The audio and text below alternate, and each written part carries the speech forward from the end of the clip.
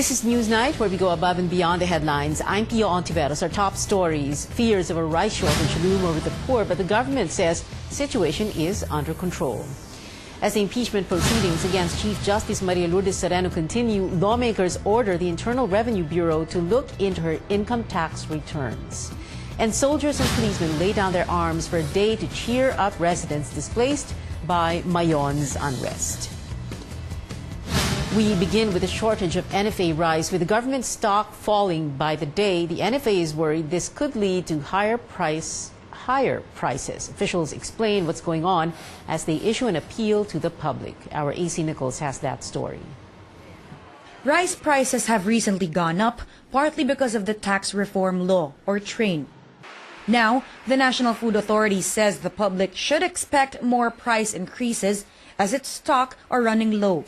Subsidized rice from the National Food Authority is more affordable at 27 pesos per kilo, compared to commercial rice, which sells from 36 to 65 pesos per kilo. According to the NFA, 6 to 10 million Filipinos buy their rice. Mahina yung replenishment. Hindi talaga kami nakakabili ng bigas, ng palay sa mga farmers natin because we are offering only 17 pesos kasi yun ang mandato namin.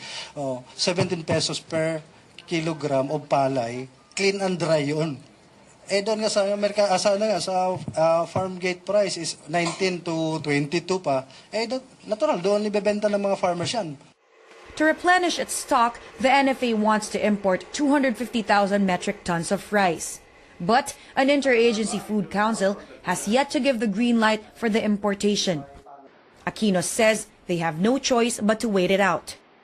NFA's total inventory is now down to 1.2 million bags, which will last for only 2 days if the agency supplied rice to the whole country. But since only 6 to 10% of the rice in the market comes from the NFA, its stock should be good for 35 days. Basing doon sa council meeting namin last time is that ang sabi nila, there's no need for NFA to import kasi mataas pa naman yung inventory ng bigas sa commercial Retailers, meantime, say they have no choice but to hike prices as they buy directly from farmers who sell at 19 to 23 pesos per kilo. Sa katunayan po, ma'am, ngayon po talagang nag-umpisa na ang pagtaas ng presyo. Dahil sabi ko nga po kanina, kulang na kulang po ang supply ng palay at bigas. With its limited stock, the NFA has discontinued distributing rice to retailers because they cannot sustain supply once stocks run out. This would drive rice prices even higher.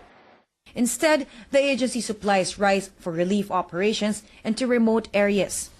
As a solution, the NFA is suggesting the emergency purchase of rice and for the immediate activation of the standby order to import the 250,000 metric tons of rice. The agency appeals to consumers for understanding as they iron out this problem. AC Nichols, CNN Philippines.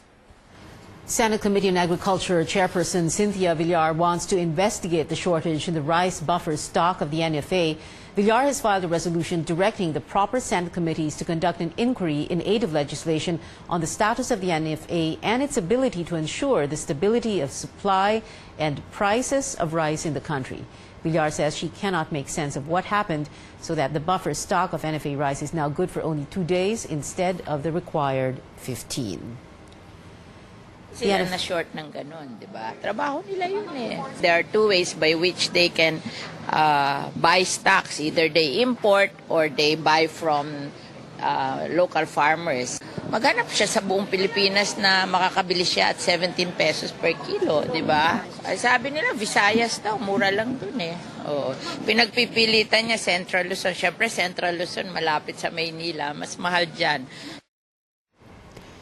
The NFA Council insists there is a sufficient supply of rice. Speaking to CNN Philippines, NFA Council Chair and Cabinet Secretary June Abasco says tons of rice are still being delivered to the country until the end of the month. There is incoming. In fact, it has been coming in rice from outside that is in accordance to the minimum access volume, which is 805,000 metric tons. In fact, the 325,000 metric tons is already getting into our country, and it will be finished. The delivery will be finished towards the end of this month. On NFA administration's request to import 250,000 metric tons of rice, Vasco says there is no need for that now. He says that supply will be used in case of calamities. The House Justice Committee resumes the impeachment proceedings against Chief Justice Maria Lourdes Sereno. The discussions focused on the income tax returns of the Chief Magistrate. Our Makoy Popioco joins us live from the Batasang Pambansa. Makoy, what did the lawmakers say? Hi, Pia. Lawmakers want to rush the investigation of Chief Justice Maria Lourdes Sereno's income tax records and finish the job within 2 weeks. This came after Internal Revenue Deputy Commissioner Arnel Gubalya was unable to answer lawmakers' questions related to Sereno's tax records. It can be recalled that in the previous hearings, it was revealed that Sereno failed to file her statements of assets, liabilities, and net worth, or SALN, 17 times when she was teaching at the University of the Philippines from 1986 until 2006. Now, the BIR presented her income tax records from 2006 to 2010. Gubalya says they find no anomaly. However, lawmakers seem unconvinced that they ordered a more thorough investigation. We ask from you a report. A summary report that will present all of these incomes vis-a-vis tax payments. So kung hindi pa nagagawa yan, perhaps an investigation is the proper mode of obtaining all of this information in a comprehensive manner. 1 week, is that sufficient? I think 1 week is not enough, Mr. Chair, because 2 weeks. We will try our best for the 2 weeks because when I come back to office, then we will initiate the issuance of the letter of authority, and then we will serve this to the Chief Justice, the letter of investigation. Then that will formalize the audit, and then within the powers of the BIR, then we can get all the incomes that the Chief Justice had made. Sereno's camp condemns the move. The Chief Justice's lawyer, attorney Josa Dainla, says the lawmakers are on a fishing expedition to find dirt to throw at the Chief Justice. She says they're confident that the investigation of BIR will reveal that the Chief Justice has dutifully paid her taxes. Pia. McCoy, this is also the first time the controversial IT consultant that the Chief Justice hired faced lawmakers today. What happened? Well, lawmakers find it anomalous that the IT consultant Helen Makasait was paid 250,000 pesos per month. Now, Makasait, before lawmakers, explains that the payment that the Supreme Court was giving her was much lesser than the payment that she was receiving with her other transactions with other government agencies before. She said that in her transaction with the GSIS, she was paid more than 900,000 pesos per month before. Lawmakers are still grilling Makasait and the other Supreme Court officials involved in this IT transaction in question. Pia. Makoy Popioco there reporting live from the Batasang Pambansa. Still no end in sight to Mayon's unrest, but authorities continue to help residents cope with the situation. Aside from providing relief goods, they go the extra mile by cheering up the evacuees. CN Arcangel reports. Soldiers and policemen laid down their arms for a day to jam with residents of Camalik Albay who have made Barrio High School their temporary home. Clad in their uniforms, they danced to the tune of Baby Shark with the children and sang popular hits. As Mayon volcano continues to spew ash and lava, these men in uniform decided to cheer up evacuees and for a moment, forget about the difficulties of living in evacuation centers. They have been going around schools in Albay as part of Oplan Kaugmahan, which means happiness in the Bicolano dialect. At least 4 hours na ginagawa nating entertainment para makalimutan nila for a while yung mga situation nila dito as evacuees, yung boredom, yung anxiety, and then yung uncomfortability nila dito sa area na wala sila sa kanilang bahay, yun ang ina-address natin. Aside from holding a mini concert, the soldiers and policemen give food and face masks to the evacuees and free haircuts for men. Lilet Solano, who's pregnant with her 5th child, says Oplan Kaugmahan removes her worries even just for a while. Saya kasi kahit papano na na alis din yung stress namin na ganito, katulad nito, dapat nagmumukmuk kami sa room. Nga nakakalimutan minsan yung problema. Rina Malitongo, another evacuee, says the happiness that soldiers and policemen give them is just as important as the relief goods they receive. Nagpapasalamat kami kasi may mga tumutulong sa amin at saka sa konti mang binibigay nila, napapasaya yung mga bata, tapos yung mga matatanda din. With no end to Mayon's unrest in sight for now, evacuees will need not just food and shelter but also tender loving care. Cian Arcangel, CNN Philippines. A Filipina caretaker is reported missing after a 6.4 magnitude earthquake hit Taiwan.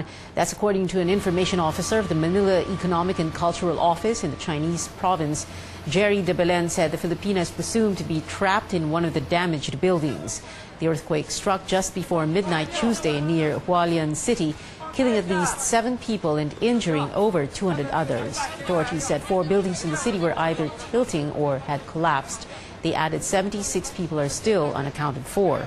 600 military personnel and more than 750 firefighters are working round the clock to help with rescue efforts. Here are the stories making headlines around the globe. Japan's Princess Mako is postponing her engagement and wedding to fiancé Kei Komuro until at least 2020. The couple was set to be formally engaged in March, with the wedding scheduled for November. They said in a Tuesday statement that they were having second thoughts about marrying so soon. The princess added that they had rushed various things and needed more time to plan their future together. Excitement swept the country last year after it was announced that plans were underway for the princess to marry Komuro, who is a commoner. Marrying him would require the princess to give up her royal status. North Korean leader Kim Jong-un is sending his younger sister to South Korea for the 2018 Winter Olympic Games. That's according to a statement from South Korea's Unification Ministry. The 30-year-old Kim Yo-jong will be joining Pyongyang's high-level delegation led by Parliament President Kim Yong-nam. This is the first time any member of the Kim dynasty has visited the South. The two were born to the same mother. Winter Olympics begin on Friday in Pyeongchang. The world's most powerful rocket, the Falcon Heavy, takes flight from Kennedy Space Center in Florida. The rocket was built by aerospace company SpaceX, headed by billionaire Tesla CEO Elon Musk. SpaceX was able to direct 2 side boosters to land upright back on Earth in a never-before-seen feat. It was unclear at first whether or not the flight would be successful. Musk said it would either be a great rocket launch or a great fireworks display, but everything went seamlessly.